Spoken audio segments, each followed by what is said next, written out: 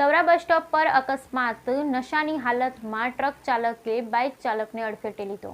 ભરૂચની પૂર્વ પટ્ટી પર બેફામ બનેલા ભૂમાફિયાઓ દ્વારા ઓવરલોડિંગ રેતીની ગાડીઓ અને રોયલ્ટી વિનાની નીકળતી ગાડીઓ તંત્રથી બચાવ કરવા માટે બેફામ દોડતી હોય ત્યારે ટ્રક ચાલકો પણ નશાની હાલતમાં ટ્રક ચલાવતા હોય અને જેને કારણે વારંવાર અકસ્માતની ઘટના ઘટતી હોય ત્યારે આજરોજ બપોરના 12 વાગે તવરા બસ સ્ટોપ પર બાઇક ચાલકને અડફેટે લેતા મોટી દુર્ઘટના ઘટી.